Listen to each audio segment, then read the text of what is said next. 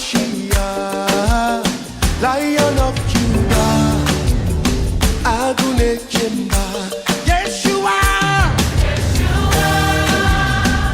Hamashiach,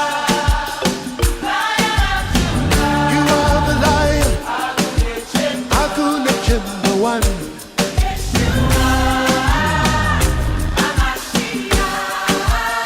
Lion of Judah, Adonai Jemba. You are the one who parted the Red Sea. You are the one who parted the Red Sea. You are the one. You are the one. You are the one. Yeshua, Hamashiach. Alléluia. Sans plus tarder, nous allons passer à la parole. C'est un homme qui a de l'expérience, c'est un homme qui a de la connaissance. Il nous a toujours bénis par ses enseignements.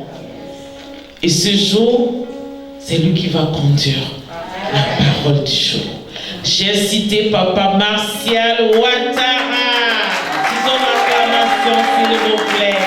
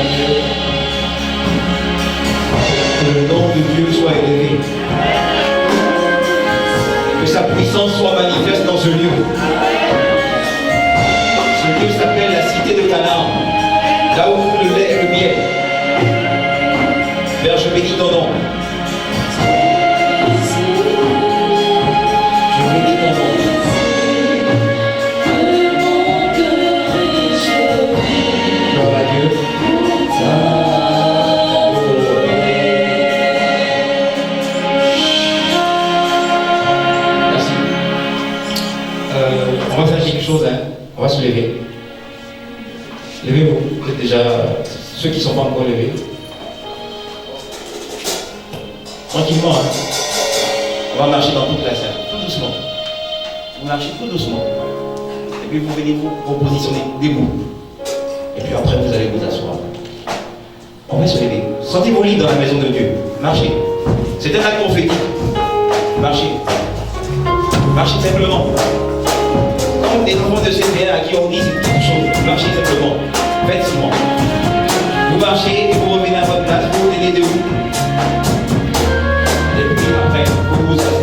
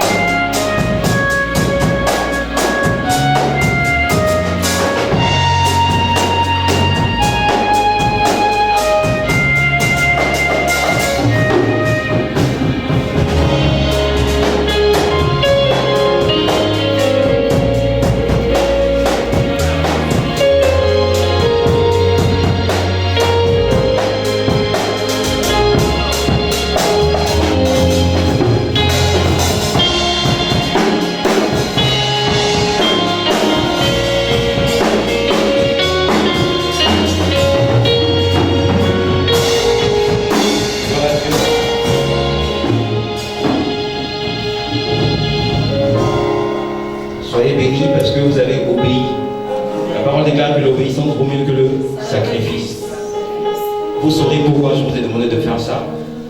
Je vais vous demander gentiment de vous asseoir. Comme on dit, de vous asseoir sur la tête de vos cellules.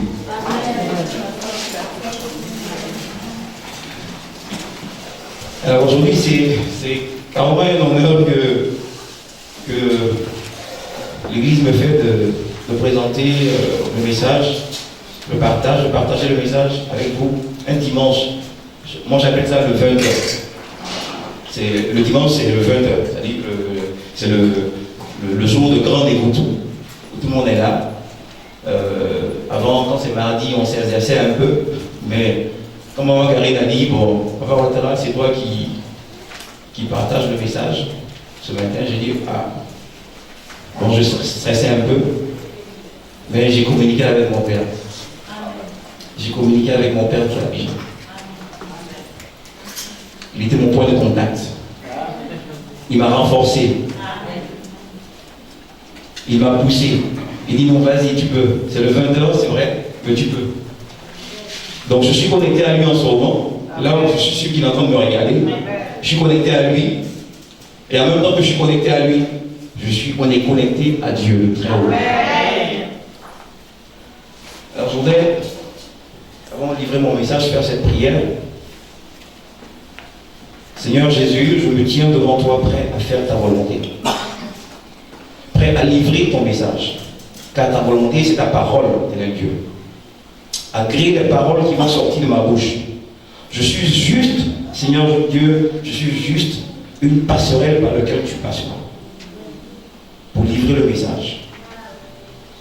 Éternel Dieu, qu'une parole dite dans ce message touche quelqu'un,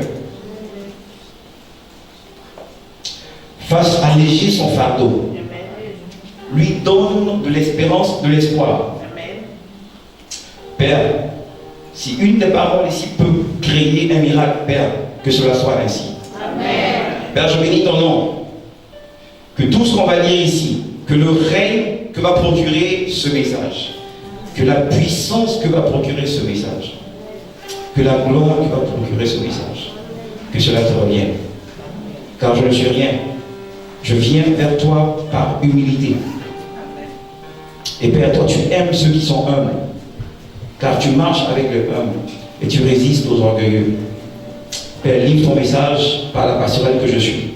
Que ton nom soit élevé. Au nom de Jésus que j'ai prié, que le peuple dise Amen. Amen.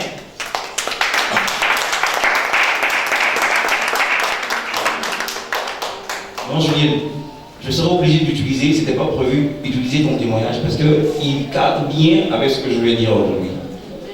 Vraiment, que Dieu te bénisse. Vous savez, dans la Bible, il y a un roi qu'on appelle Asa.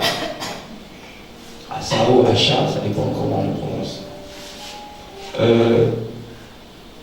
Dieu, comme il cherchait Dieu et il a trouvé Dieu, il a rétabli l'autel de Dieu. Parce qu'avant, les gens, ils sacrifiaient dans les hauts lieux tout ce qui est Baal, tout ce qui est fétiche.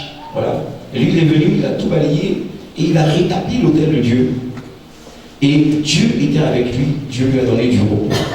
Et quand les gens ont commencé à voir cela,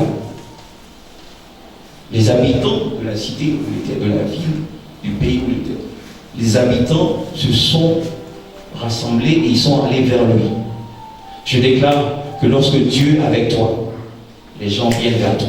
Amen. Je déclare que lorsque Dieu est avec toi, tu es un exemple pour les autres. Amen. Je sais qu'il y a des mamans ici, il y a des papas ici, qui disent à leur mari, viens à l'église, viens à la cité de Canaan. Mais ils résistent. Ils résistent. Il y a des parents, par exemple, qui disent à leurs enfants, venons à la cité de Canaan. Ils résistent. Mais je sais que lorsque Dieu agit comme il a agi dans la vie de maman Julienne, je sais qu'elle n'aura pas de mal à convaincre une personne de venir de la suivre dans l'église de la cité de Canaan. Donc je vais utiliser ton exemple dans le message que je vais donner.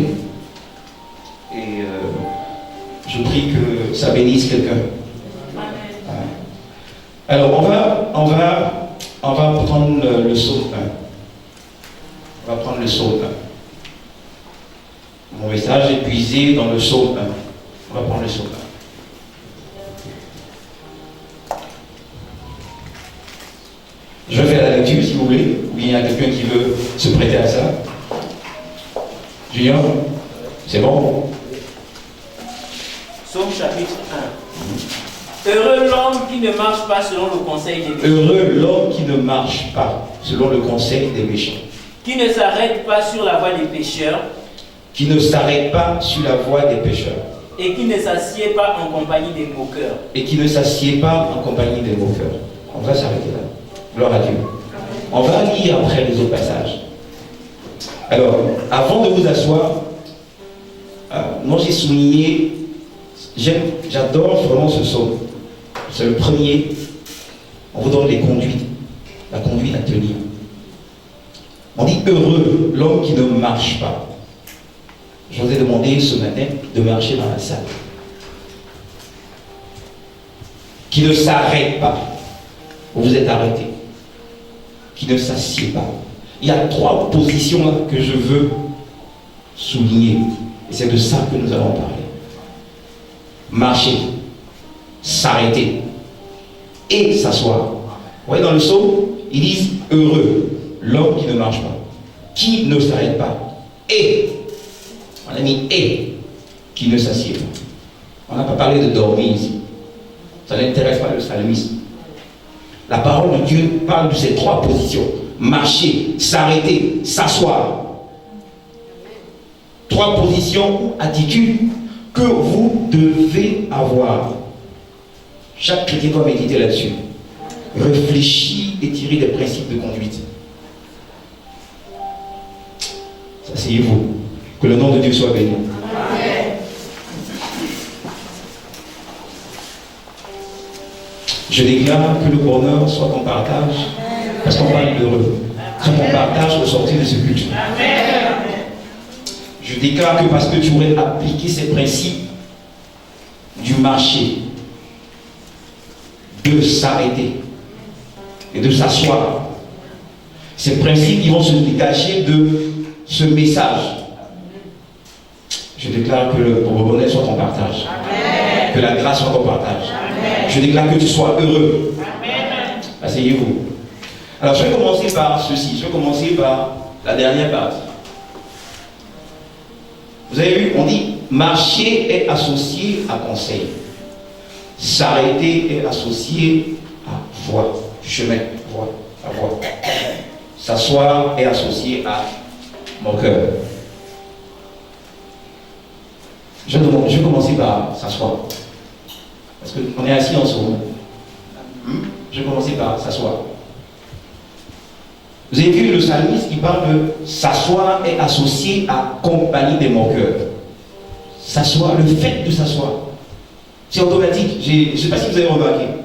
Dès que vous vous asseyez avec des personnes, dès que vous êtes en compagnie d'amis, dès que vous êtes en groupe, vous êtes assis quelque part. La tendance est à quoi? À la moquerie et aux critiques. Je ne sais pas. C'est comme ça. On est assis dans une salle de classe, on se moque du nouveau professeur qui est arrivé, il a un pantalon qui n'a pas été bien repassé, ça arrive à tout le monde. On est au restaurant, on est à 3 à 4 entre amis, on est assis, et on commence à critiquer, à se moquer. Tu as vu le serveur qui est là-bas, là, qui est en train de servir? Oh, rien comment il est habillé, rien même comment il marche. Voilà. Assis, la position assise est systématiquement liée à ça, la moquerie. Je sais que, avant de venir peut-être à l'église aujourd'hui, vous étiez assis quelque part en train de critiquer. Si vous avez fait, que Dieu vous pardonne. J'ai un qui s'entend des rires, que Dieu vous pardonne. Je ne suis pas en train de dire ça pour vous culpabiliser. Hein. Donc, on a tous fait ça. Hein. On s'en sort quelque part. Et on commence à se moquer, à critiquer. La parole est claire que quand l'esprit est faible, il va se nicher vers tout ce qui bouge. Quand l'esprit est faible, ça va se nicher vers tout ce qui bouge. Les racontables, on commence à parler, on commence à dire n'importe quoi. C'est pour ça que je veux qu'on commence par s'asseoir. On dit heureux l'homme qui choisit de ne pas s'asseoir avec les moqueurs. Parce que c'est une perte de temps. C'est une perte de temps. C'est une perte de temps.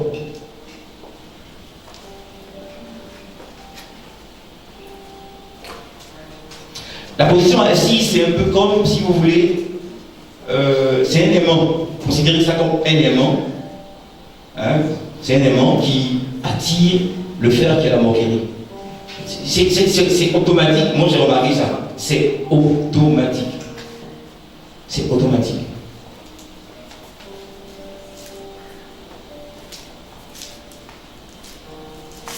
Alors, Junior, il faut prendre 2 Rois 7. Verset 3.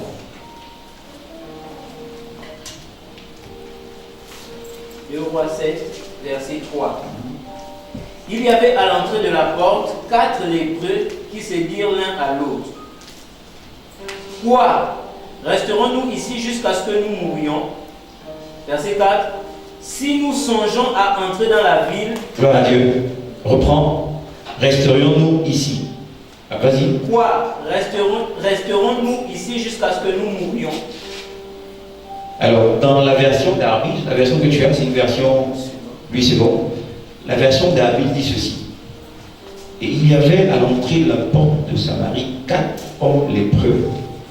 Et il dit l'un à l'autre, pourquoi sommes-nous assis ici jusqu'à ce que nous mourions? Assis. La version d'Arbil parle de assis. C'est bon. Alors, pour ceux qui ne connaissent pas un peu l'histoire de ces 4 lépreux, que je vais citer chronologiquement par rapport à mon message, ces 4 lépreux, c'est des rejetés. Vous savez qu'en Israël, avant, les lépreux, c'est des impurs. Hein. On les mettait à l'entrée de la porte. Ils ne doivent pas rentrer dans la ville, parce qu'ils risquent de contaminer. Donc, c'était des rejetés. Vous savez, c'était des rejetés. Donc, on les laissait à l'entrée de la porte. Et cette période-là, en Samarie, il y avait une famille qui avait été créée par l'armée de Syrie. Donc ils ont assiégé la ville. Ils ont assiégé la ville au point où il y avait la famine dans la cité. Vous voyez? Il y avait la famine, une grande famine dans la cité.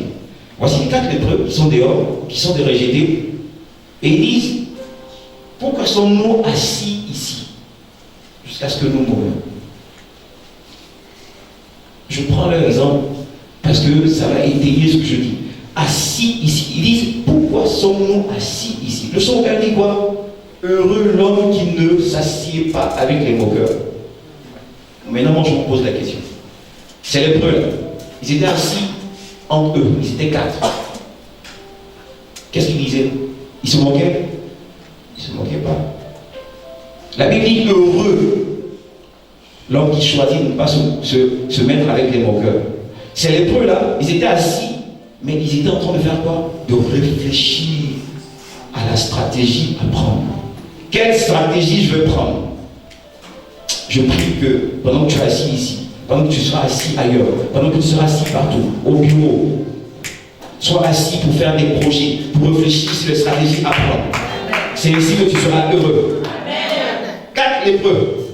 C'est des rejetés. C'est des gens qui sont laissés pour compte. Ils sont inutiles. Ils sont assis. Au lieu de se moquer, ils disent non. Il y a la famine dans la ville. Si on rentre dans la ville, on va mourir. Si on reste ici aussi, dehors là, on va mourir. Ils sont en train de réfléchir. Ils sont assis. Amen. Si on va dans le camp de l'ennemi, si on nous a attrapés, on va mourir aussi. Si on nous tue, on va mourir. Si on ne nous a pas attrapés, on va vivre. Ils sont assis et ils réfléchissent. Ils étaient assis dehors. Ne t'assois pas avec des amis et tu te moques des autres. Ne le fais pas. C'est une perte de temps. Amen. Amen. C'est une perte de temps. Je ne veux pas culpabiliser l'Église. On nous a trop accusés. Les églises de réveil, les églises éveillées sont ennemies de critiques et de moqueries. Que cela change. Amen. Que cela change. Amen. Heureux l'homme qui ne s'assied pas avec les moqueurs. Qui ne s'assied pas. C'est un choix. Or, vous savez, Dieu aime quand tu choisis, quand tu décides. C'est un choix. C'est un choix. Tu es résolu. Je ne m'assierai pas avec les moqueurs. Je m'assierai pour faire des stratégies. Je m'assierai pour faire réfléchir. Dès qu'une personne s'assoit avec toi, même si c'est un ami, commence à critiquer, tu dis, papa, je ne suis pas venu perdre mon temps. Parlons d'autre chose, parlons de stratégie.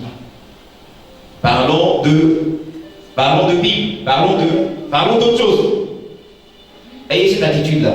Vous voyez, une position assise, il y a une attitude bénéfique qui découle de là, parce que le psalmiste dit, tu seras heureux si tu réagis comme ça. Et 4 lépreux est égal inutile, égal rejeté. Ça veut dire qu'ils sont rien, quoi. À la limite, on ne pense même pas à eux. Ils sont assis et puis ils font une stratégie. Et c'est comme ça que le chrétien doit réfléchir. C'est comme ça.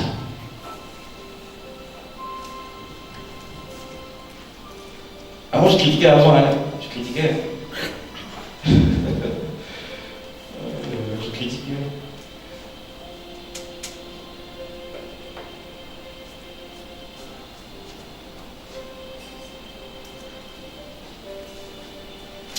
Je déclare en tenant ferme à cette confession de foi que le bonheur soit ton partage. Toi qui étant assis en compagnie d'autres personnes, tu t'es mis à réfléchir avec les autres sur les stratégies comme les lépreux l'ont fait. Amen. À adopter sur les projets, tes ambitions, tu as adopté des stratégies pour avancer. Amen. Que le bonheur soit ton partage. Amen.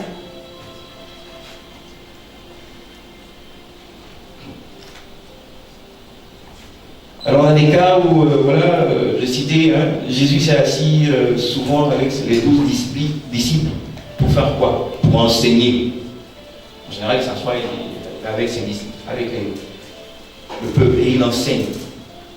Il s'est assis aussi pour désigner son traître, Judas, pour rappeler, avant le jour fatidique. Il s'est souvent assis pour méditer.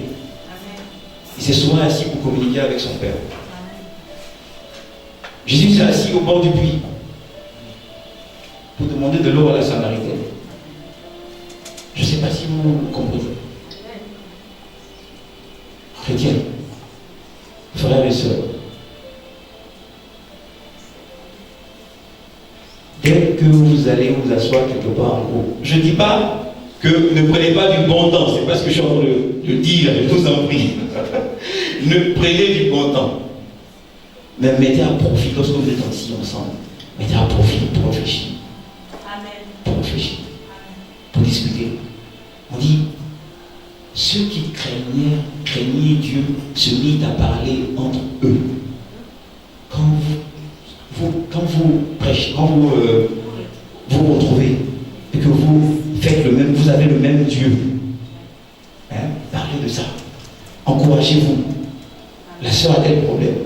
Elle ne sait pas qui elle va aller parler. Est-ce qu'elle a un frère ou une soeur en Christ? Je vais parler à la personne. Parce que je sais que cette personne peut me comprendre. C'est comme ça. Encouragez-vous. Parlez-vous ensemble. Parlez ensemble. Donc voici des exemples où, voilà.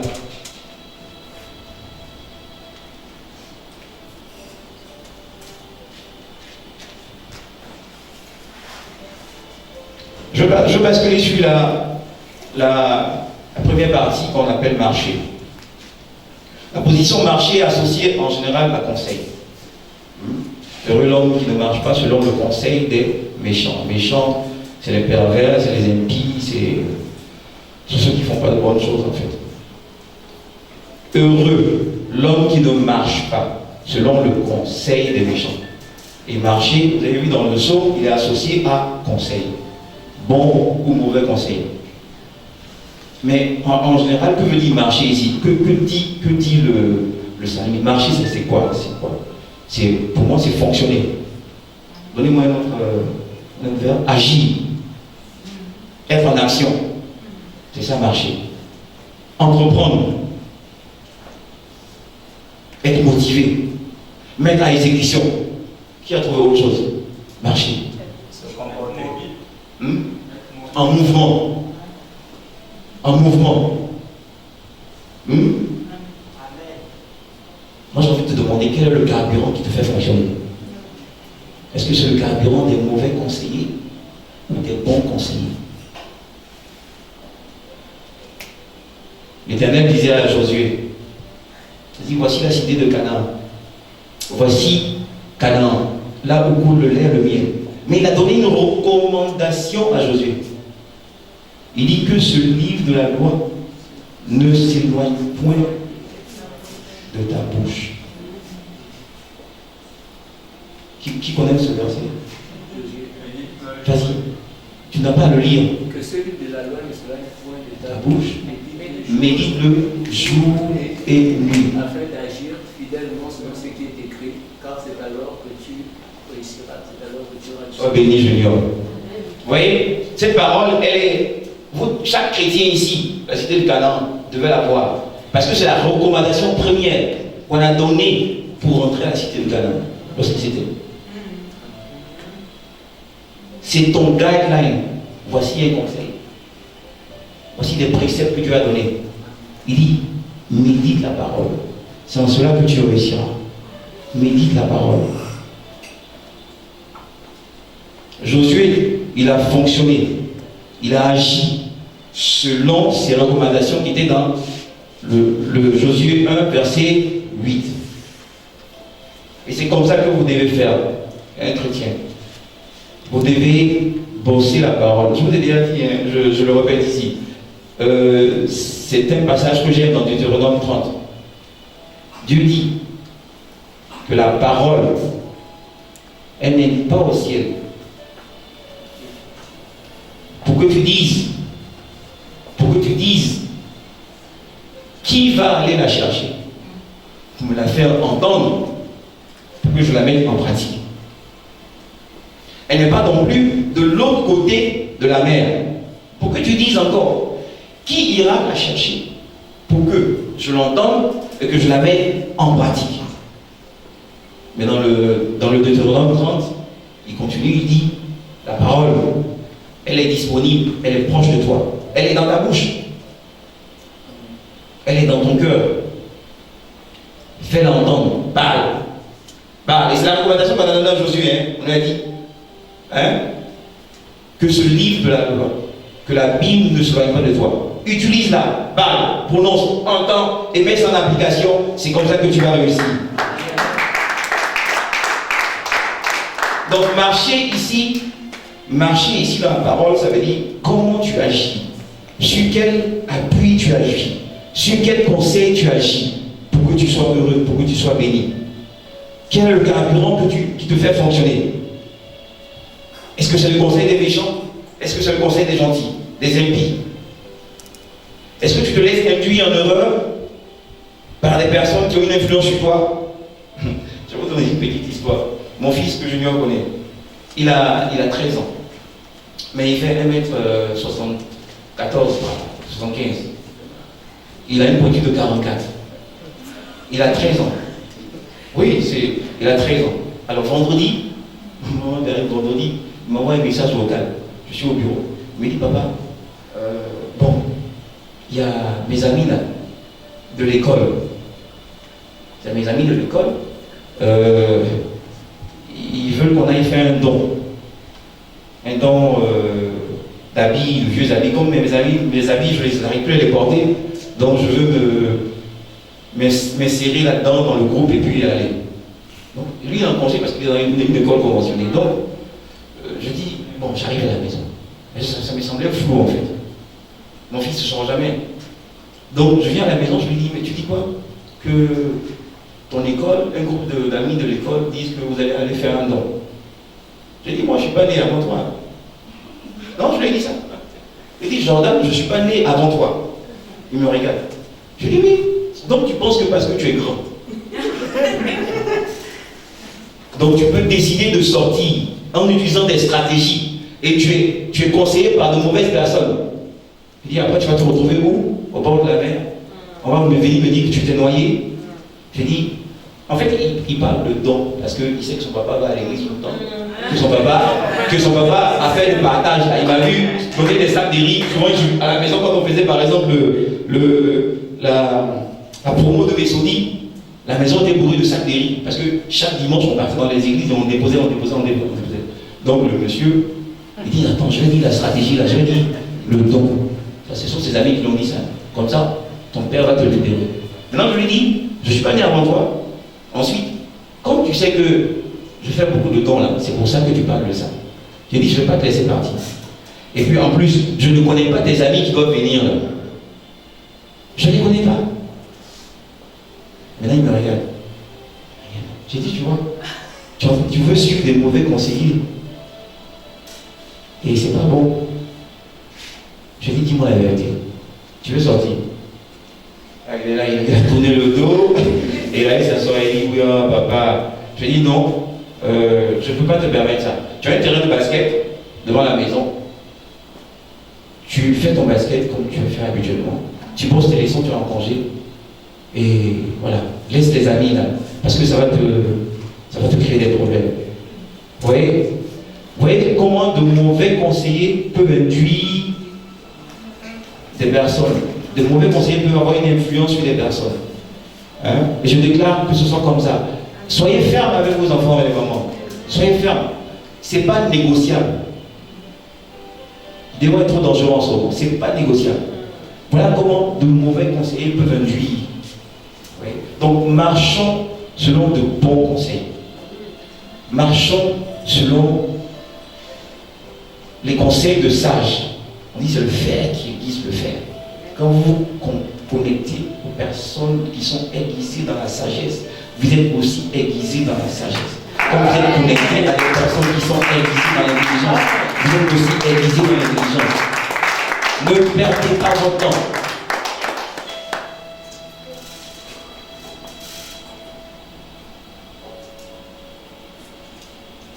Marchons, agissons.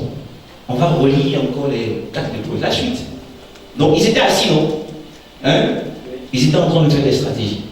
Mais là, maintenant on est dans la phase de marcher, de fonctionner. Continuez de lire. Si nous songeons à entrer dans la ville, la famille est dans la ville, et nous y mourrons. Et si nous restons ici, nous mourrons également. Allons nous jeter dans le camp des Syriens. Allons nous jeter dans le camp des Syriens. S'ils nous laissent vivre, nous vivrons. Et s'ils nous font mourir, nous mourrons. Continue. Ils partirent donc au crépuscule pour se rendre au camp des Syriens. Et lorsqu'ils furent arrivés à l'entrée du camp des Syriens, voici, il n'y avait personne. Le Seigneur avait fait entendre dans le camp des Syriens un bruit de chars. Un bruit de chars. C'est bon, tu t'arrêtes là. Un bruit. C'est toi. Donc, je prends l'exemple toujours des 4 lépreux. Voici des personnes qui sont rejetées, qui sont inutiles. Ils étaient assis, il y avait la faim. Ils ont réfléchi. Ils ont dit, ils ont tenu ferme. Ils disent non. Allons, marchons dans le camp des Syriens. Ne restons pas là. Même si on reste là, on va mourir. Marchons, allons-y. Et c'est comme ça que les chrétiens doivent fonctionner. Amen. Lorsqu'il disait, Junior, il disait quoi? Lorsqu'ils ont décidé d'aller dans le camp des Syriens, sachant que là-bas, il y avait le danger. Lorsqu'ils ont décidé d'aller, agir, c'est pour ça que ce matin, je vous ai fait marcher un peu dans la salle. C'était un acte prophétique. Amen. Marchez, va, n'hésite pas, ne doute pas, va chercher ce que tu recherches, va, c'est là-bas, c'est dangereux, mais va, car dans Job 22, partie du verset 28, la parole déclare que à tes résolutions répondra le succès et la lumière brillera sur ton chemin. C'est un verset que toi tu dois avoir. Il faut le bosser par cœur. il faut le prononcer, il faut le confesser, il faut l'entendre, il faut mettre en application. Maman, si tu as un enfant qui a un grand diplôme, il est encore à la maison, et chaque matin tu viens, ça t'énerve de le voir là, il est assis, il ne fait rien. Et tu lui dis, papa, il faut te lever. Si tu te lèves pas, tu ne seras pas éclairé. Lève-toi d'abord, prends la décision, marche, va, sors, va chercher du travail. Tu as dormi là, tu as quel âge avec ce diplôme-là, tu as un bac plus 5, tu as un bac plus 3, tu as un bac plus 4, et tu restes à la maison, tu dis, il n'y a pas de boulot. Il n'y a plus de boulot, c'est la crise. Mais marche, regardez, ces 4 lépreux, ils étaient inutiles. Mais dès qu'ils ont pris la décision d'aller dans le camp de l'ennemi, qu'est-ce qui s'est passé? Dès qu'ils ont pris la décision de marcher dans le camp de l'ennemi, qu'est-ce qui s'est passé? Qu'est-ce qui s'est passé? Dieu a créé un bruit de confusion dans le camp de l'ennemi. Quand tu vas décider, quand tu es coincé, quand tu ne sais pas ce que tu vas faire de ta vie, quand tu es là, tu te dis, mais qu'est-ce que je vais faire? Je suis là, je erre. Va, marche, va chercher du boulot. Va quelque part. Dès que tu vas prendre la résolution de marcher, c'est ce que la parole dit. La parole dit, il faut la confesser. La parole dit ceci. Quand tu prends ta résolution, quand tu es décidé et que tu ne doutes pas, quand tu es ferme et quand tu vas, Dieu crée un bruit dans le camp de l'ennemi. Marcher. C'est pour ça que le psalmiste dit, heureux l'homme qui choisit de ne pas marcher selon le conseil des méchants. Voici 4 lépreux. Ils étaient assis. Après, ils se sont levés. Ils sont allés affronter le risque. Et Dieu aime ça. De plein gré. Dieu aime les personnes qui décident. Et nous, les chrétiens, en fait, on a toute la puissance. Parce que tout est marqué dans la parole. Et nous, on ne bosse pas. On attend peut-être des gris-gris, je ne sais pas. On attend des choses, je dirais magiques à la limite. C'est magique. On dit, non, va prendre le bois là, tourne ça comme ça. Et dans 2 jours, tu vas avoir ceci. Non. Dieu dit, il s'en fout de savoir si tu as ceci ou cela. Il dit, à tes résolutions, quand tu es décidé, je dis, il faut que ça s'applique à tout le monde. Quand tu es décidé, tu ne doutes pas. Quand on est décidé, c'est qu'on ne doute pas. Même quand tu ne doutes pas. Quand tu es décidé, tu es résolu, tu es ferme. Le succès est là, tout de suite. Tu ne sais pas sous quelle forme ça sera, mais ça va venir. J'avais donné l'exemple de ma mère ici, qui avait perdu son mari, mon père, en 2006. Et il avait construit un immeuble, tu vois, où quand il est mort, les parents sont venus, ils voulaient récupérer ça. Mais je vais parler il y avait les impôts. Quand il a construit l'immeuble, depuis le début, mon père n'avait pas payé les impôts. Les impôts fonciers, je ne sais pas comment ils appellent ça. Voilà, c'est monté jusqu'à 56 millions.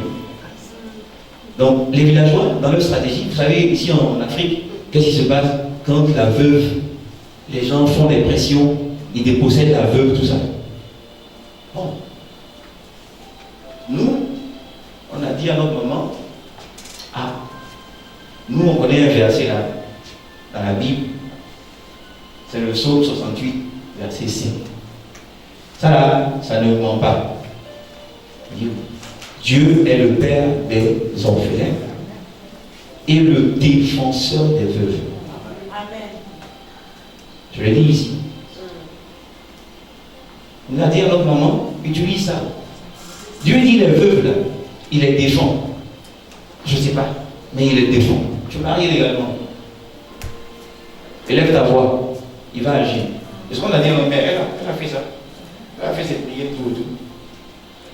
Elle dit que lorsque elle devait recevoir les hommes là, du village, ils étaient au moins une dizaine, une vingtaine, je sais pas. Ils sont venus en délégation. Ils sont venus en délégation. Et ils ont été reçus par ma mère. Quand elle a dit qu'elle allait réfléchir, elle allait faire ses prières tout et tout. Ils sont revenus. Elle a dit, votre neveu, votre frère, votre oncle, tout et tout. Bon, voilà l'immeuble là. Bon, il y a un pot dessus. Un pot là, ça fait 56 millions. Si vous pouvez payer, bon, vous prenez. Elle dit qu'elle a été guidée par la sagesse. Dieu lui a dit de dire ça comme ça. Elle a dit. Les villageois se sont levés. Et ils se sont levés un à un. Et ils ont pris leur route. Tout doucement. Il dit, maman, d'accord, on a compris. Nous aussi, on va les réfléchir. Ils sont partis au village, ils sont plus revenus.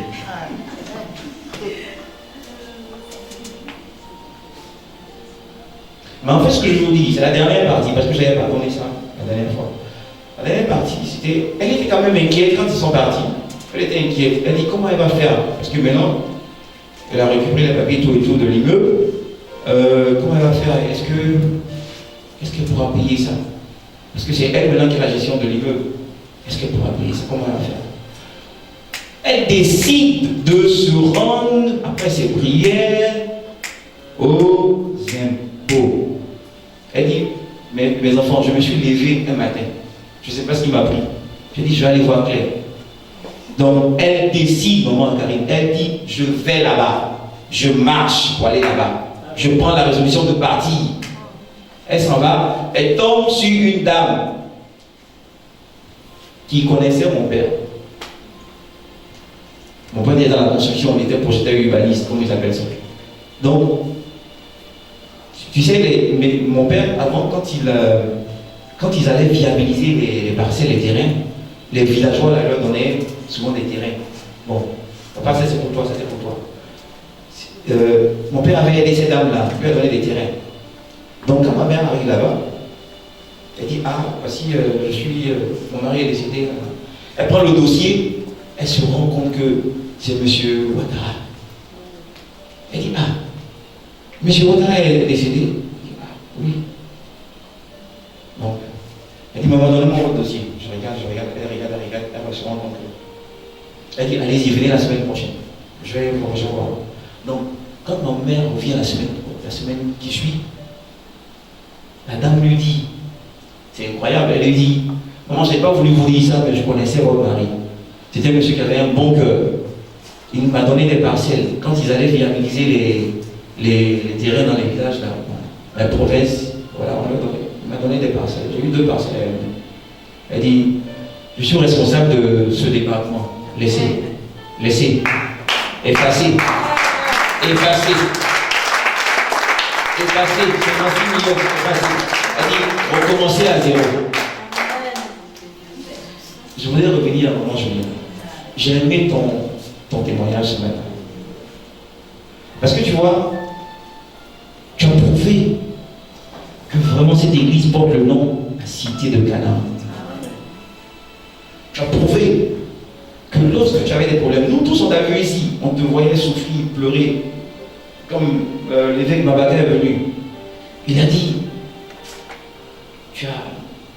ton âme est triste. Ton âme est triste. Et on savait que tu avais un problème. Mais tu n'as pas baissé les bras. Tu n'as pas écouté d'autres conseils. Tu n'as pas écouté ta propre voix. Tu es venu voir l'homme de Dieu. Il t'a dit ne pars pas. Tu as écouté et tu as continué de prier. Et Dieu t'a ouvert le chemin. D'un autre local. Non, il faut respecter la cité de Canaan. Soyez bénis. Que ton exemple serve de leçon à d'autres personnes ici présentes. Que ton exemple. On dit Asa. Dieu était avec Asa. Dieu a donné du repos à Asa, au roi.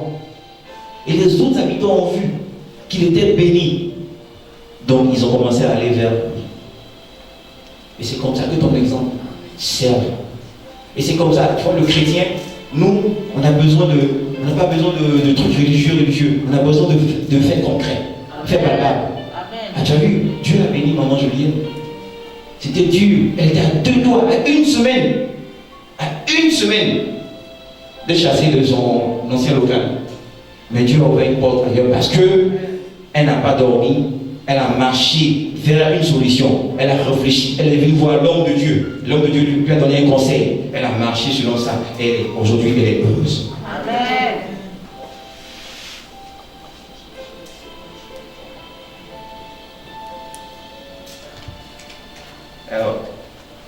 rigoler un peu. Moi j'ai marché sur la Bible. Voilà, il y avait une grosse Bible, pas celle-là. En 2015, j'ai marché sur la Bible. On m'a fait marcher sur la Bible. Alors j'ai regretté à perdre mon carré. Action prophétique. On m'a fait marcher sur la Bible. Bah, ça n'a rien apporté. Même quand je voulais, quand on me disait de marcher sur la Bible, j'ai eu peur. Vous savez pourquoi j'ai eu peur? Non, sérieux. Je ne dirais pas qui, mais non, c'est pas le lieu. Mais on m'a fait marcher sur la Bible.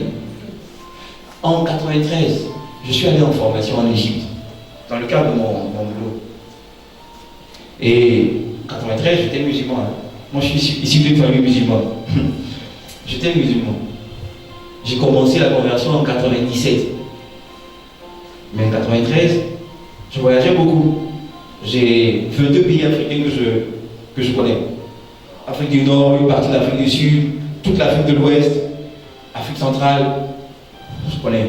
On couvrait, dans le boulot que je faisais, on couvrait 22 pays africains.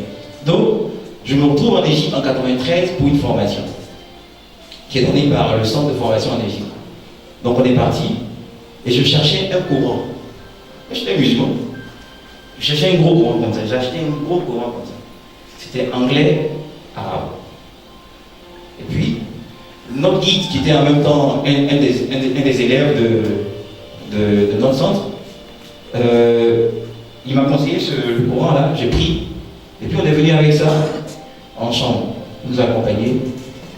Et puis par inadvertance, j'ai déposé le courant là, et puis j'ai mis, on avait de gros documents comme ça techniques, de bouquins techniques, j'ai déposé ça dessus. Il a crié, il y a là. Il dit non, on met rien sur le courant, on met rien là-dessus. C'est le livre au-dessus de tout livre. On met rien là-dessus. Oh, j'ai écrit ça en même temps. Le Coran. On met rien là-dessus. Parce qu'ils disent, et des fois l'autre, ils ont raison. C'est le livre qui est au-dessus de tout livre. Tu ne dois rien mettre là-dessus. Un musulman dit ça. Moi, ma Bible, on me fait marcher dessus. Je ne suis pas d'accord. Mais j'ai marché parce que je dois suivre. Parce que j'ai appris que l'obéissance vaut mieux que le sacrifice. J'ai marché. Que Dieu me pardonne. On m'a fait marcher sur ma Bible. On ne marche pas sur la Bible. Pardonnez. Pardonnez. C'est le livre au-dessus de tout livre. C'est la parole de Dieu.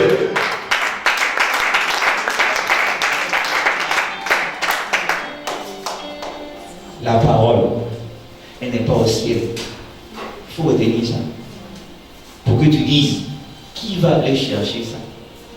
Pour me faire entendre, pour que je mette ça en pratique. Elle n'est pas de l'autre côté de la mer. Pour que tu dises, qui va aller de l'autre côté? Pour aller chercher ça. Pour me faire entendre, pour que je mette ça en pratique. Ce verset veut dire que Dieu se cherche ici, avec force. C'est un ordre. C'est la recommandation qu'il a donnée à Josué. Vous tous, vous devez apprendre, parce que le nom de l'église porte le nom de Canaan. Donc c'est la première recommandation qu'on doit tous avoir. Amen. Josué 1, verset 8. Bossez ça. Comment? Et vous serez forgés. Forgés. Il n'y a pas quelqu'un qui a envie de vous raconter n'importe quoi. Les compris. Donc, au moment où je viens, que Dieu te bénisse. Et quand papa va venir, pour refaire ce témoignage-là, pour la petite histoire, tu es une évangéliste. Vous avez pas vu comment elle a commencé? Moi, j'avais peur, elle dit, qui peut m'aider? Moi, je pensais qu'elle allait demander l'argent. Vous avez dit, elle m'a dit quoi encore? Et je veux, qui peut m'aider ce matin? Non, tu es une évangéliste. Elle a le truc, elle maman Karine, c'est une évangéliste. Elle dit, qui peut m'aider? Elle a fait aider tout le monde. Non, c'est bien. Que tu sois béni. Hein?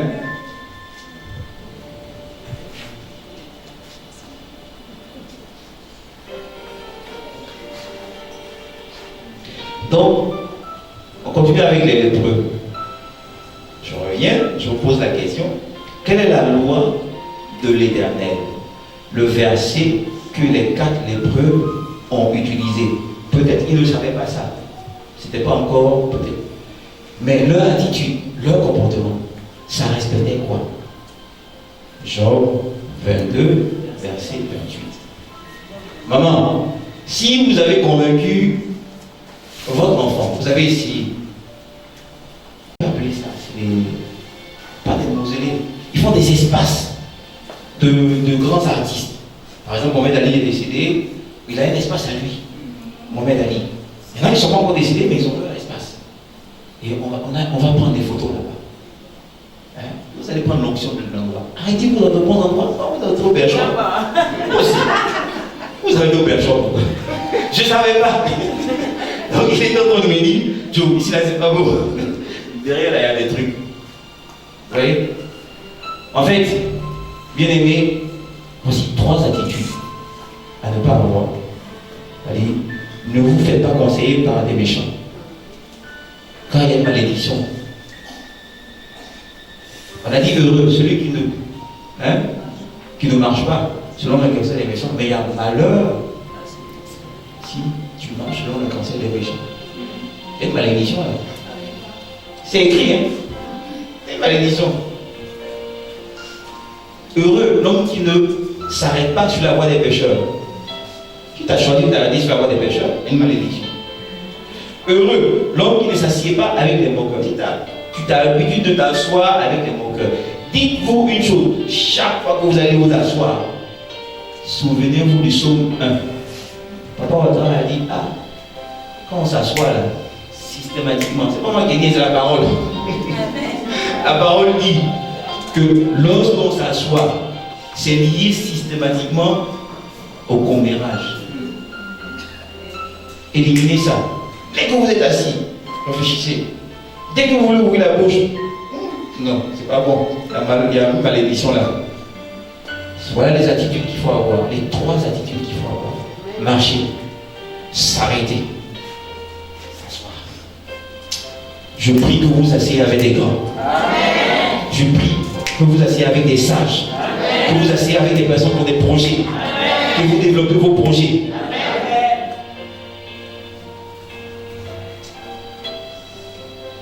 Je prie que vous soyez encouragés, que vous soyez des hommes de résolution comme ces 4 lépreux. Je prie que la réflexion ne vous éloigne pas de vous. Amen. Je prie, Seigneur, que l'exemple de moi Julien, qu'il y ait plusieurs personnes qui viennent témoigner comme ça. Amen. Qu'il y ait plusieurs personnes qui viennent témoigner comme ça. Amen.